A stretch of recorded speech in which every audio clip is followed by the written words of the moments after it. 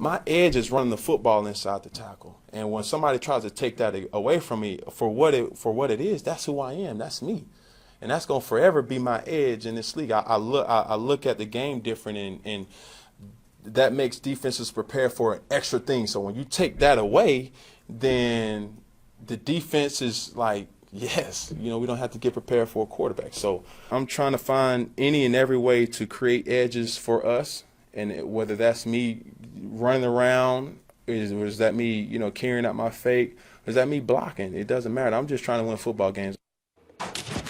That's Cam Newton saying he's not going to change his style of play because his run game gives him an edge. Darren Woodson in the house. How we doing? I'm doing good. As a matter of fact, listen, that green drink that you had, that's pretty good.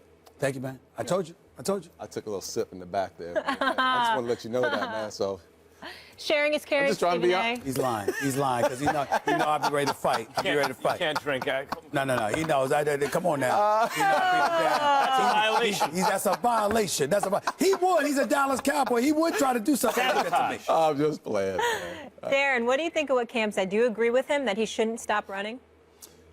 At the moment, yes, I agree with what he's saying right now. I think that when he said forever, I mean, listen, Father Time is never lost. And at some point, he's going to have to change the way he plays this game, especially when he gets in his 30s. And I'm looking at Cam's from the day he came into where he was last year and today. Last year, he threw 35 touchdown passes from the pocket. So he's throwing the ball, and he's changed his game in certain aspects. But forever, that's not going to happen. At some point with age and after through attrition, through all the times of being hit, at some point his body's not going to be able to take the punishment that he's taking right now, and he's going to have to become more of a pocket passer and sit in there and not take those shots. Now listen, do I want to win games? So I'm the Carolina Panthers. Do I want to win games week in and week out? Absolutely. Is the strength of this offense built around Cam Newton and him running the ball in between the tackles with the read option? Absolutely. So I want to continue to win games through this right now as he can keep this physical, pounding up. But in the end, yes, he's going to have to change the way he plays this game. The answer is Cam is absolutely right. Cam is correct about this. To me, there's no argument here. He is correct. Yeah. Now, that said, this is the age-old thing with running quarterbacks. If the first down is right there, why wouldn't you take it? Right. But if the first down is going to be right there for you a lot with your legs, then you're not going to develop in the pocket like you need to long-term. That's an issue of your short-term incentives kind of having a negative influence on your long-term incentives. Mm-hmm. So I understand that. But in Cam's case, he's saying, look, I shouldn't do stupid stuff like not protect myself running in on a two-point conversion. He's right about that. But this applies to Aaron Rodgers and Andrew Luck and Russell Wilson and maybe especially Cam Newton, who probably has more talent than anybody. To be hoodwinked into not using part of your talent is absurd. It's ludicrous. Why would, now, show good judgment as when you apply it? Yes. But if you're a carpenter, your main tool is a saw. You need your saw a lot. But sometimes you might need your chisel. And if people are telling you, no, don't use the chisel, clean out the edge with your saw because you're going to always need your saw. Don't be over-reliant on your chisel so that when you go into your toolbox and you have every tool you need, you use the wrong one. That's ridiculous. All he's saying is, my chisel game is ridiculous. And sometimes I need it, and when I do, I'm going to use it. That's uncontroversial. I agree. You're wrong, and so are you. But what's the surprise? Here's the deal. Cam Newton, we're not talking about Cam Newton as it just pertains to, oh, I have this ability, let me utilize it. You have to have a macro perspective when you're Cam Newton. It can't be just about winning in the moment. At that particular moment, yes, in terms of, okay, this particular play, the game is on the line. Sure, you do what's necessary. But you don't walk into a game with 60 minutes to play saying, I'm going to disregard my body. I'm just going to go out there and play, and I'm going to do what I know how to do because you're Cam. Now, if you're just a running back, you're Jonathan Stewart, who's very talented. When you're healthy, you're just a running back, fine. You're somebody in the secondary, all right, that's fine. But when you are the franchise quarterback and they gave you that $60 million and you know what you mean to this team, you have to think along those macro lines. Why? Because if you go down, everything falls. The dominoes just all collapse. And what I'm saying about Cam Newton is this. He's thrown 8 touchdowns. He's thrown 6 interceptions. He's been sacked 15 times. He's got a QBR of 56. We know all of these numbers. From an offensive perspective, they're the 5th-ranked offense, 4th in yards allowed, like 7th or 8th in yards rushing and passing.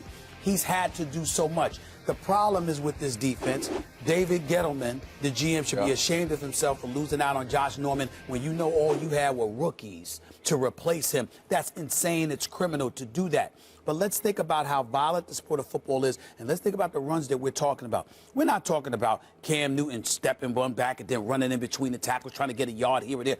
We're talking about him scrambling wide. We're talking about dudes seeing Cam 6'5", 250 and going like this. Shots. Damn, I need to hit him low because I can't hit him high because he's so big and he's so strong. This is not going to work for us. So now we're saying we're not talking about this dude standing in a pocket and getting his chest caved in or something like that. We understand that. That comes with the territory.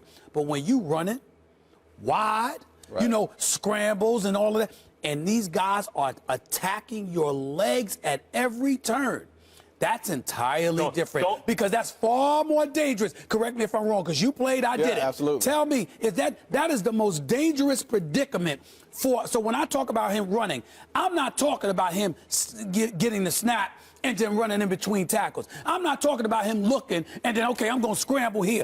I'm talking about those set plays where they got him scrambling wide and guys are diving at his knees and diving at his lower left, his lower extremities. That's my concern with Cam Newton, and that's what makes it dangerous. So you're saying to change he needs to change that part of his game That part of it. I'm talking about particular kinds of runs. I'm like, you don't need to be doing that. Read options. I don't want you to go to RG3 or prima donna like, oh no, don't do this and that. But I'm saying there's certain things that could be taken out of the equation. This is my issue with Cam Newton. There's times where Cam is going to, as competitive as he is, he understands that he has that game that he can throw the ball, he can run out of the pocket, and he can punish you in the running game. Okay. The mindset of trying to punish defenders has to change. That has to absolutely change. The showboating at the goal line. Don't look for contact. Don't look for contact. If it's there, you know it's there. There's 2 guys, 3 guys surrounding you. Just dive down, get it. Just get the first down and move on about your business. Cam in the past has been extremely competitive. He wants to impose his will upon you as a defender, and that's what has to change in his game. But I'm not saying Cam needs to change next week. I'm saying he needs to change in the next 3-4 years. But right now, man, these guys are trying to win games. And what made them 15-1 last year was his dominance as far as his legs, his physicality, because you have, as a defensive coordinator, you have to prepare for all that. He had all his weapons available to him. That hasn't been the case this year. We don't even know what the hell has happened to Kelvin Benjamin. He might as well want to get hurt. He might as well go back and get hurt. He was actually more valuable to the team when he was hurt than he's been on the field this year, which makes no sense to me because Kelvin Benjamin could play. I don't know what the hell's been wrong with him. Sure, go ahead. I'm listening. It's almost like saying, hey, Shaq, in your prime, don't bang down low. That'll wear on you after a while. I don't see hey, that. Sandy Koufax, don't take the ball every 4 days and throw the fastball. Your arm will fall off. Analogy. My point is some players don't have long careers because of their style of play, but the quality of their prime makes them among the greatest ever. And maybe Cam Newton, partly because they don't enforce the rules with him the way they do other players, which is why he's been hit hundreds of times more than the next guy, than anyone. Like, who's got hit more than Cam? Let me go to your Not Shaq. even Andrew Luck. Let me go to your Shaq analogy, because let me tell you why you're so wrong about that. Yes, they hacked Shaq. Bless you. Get that man. Thanks. I'm good. I'm good. Here's why your Shaq analogy doesn't work. Shaq was usually inflicting pain. Drop step, elbow. I mean, this was a given. He was the diesel. Cam is absorbing it. Right. Wait, that's my... When he first came in the league, he was not absorbing about this year. But even if he's giving licks, he's still taking them. I get it. But that's my point. If they're not enforcing the rules for Cam, the reason I use the Shaq analogy is because they used to foul Shaq on every possession. And basically the answer was, well, what are you going to do with Shaq? You can't stop him any other way. And I get the feeling like the NFL has the same rules with Cam. Hit him however you want because he's too big to stop otherwise. That's not Cam's fault that they won't enforce the rules. But again, it's not about blaming Cam.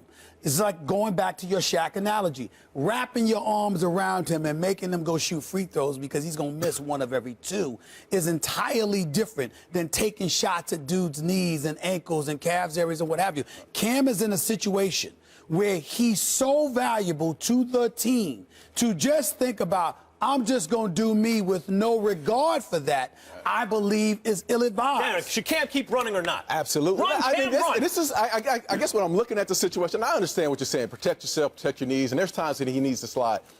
But what's made him so special is that he's the ability to run between those tackles, to bring punishment. But I didn't say don't run between the tackles. Yeah, Remember, I specifically talked about running wide. Even running outside wide. That's dangerous, that man. Threat and have to game plan for that.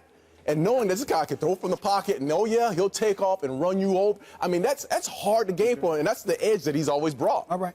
Appreciate your perspective. Always good to see you. You got to go. You have things to do. They're telling me. Some of us have to work. Yes, yes. Just have fun all day. Thank Well, you it's for nice being to see with us. You too. Which work once every Coming 2 up weeks. next. First Take is presented by Bass Pro Shops. Your adventure starts here. And in part by Taco Bell's Rolled Chicken Tacos.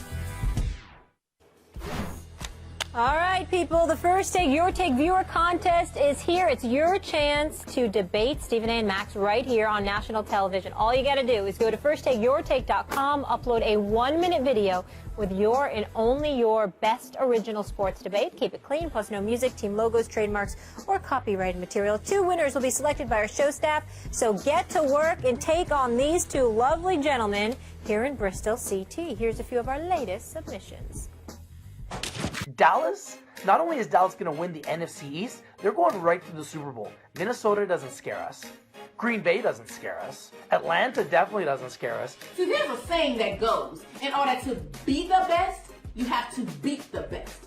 Which is exactly what you two, the Minnesota Vikings, and the Seattle Seahawks will have to do. Say it with me. Number 1 in rushing in total QBR. And number 3 in total offense. Tony Romo is the better quarterback when healthy. Last time Tony Romo was healthy, with this offensive line, with a rushing attack, just like the one they have now, he went 12-4, and he should have gone to the NFC Championship game because that was a catch. Is it just me, or do the women bring it the most?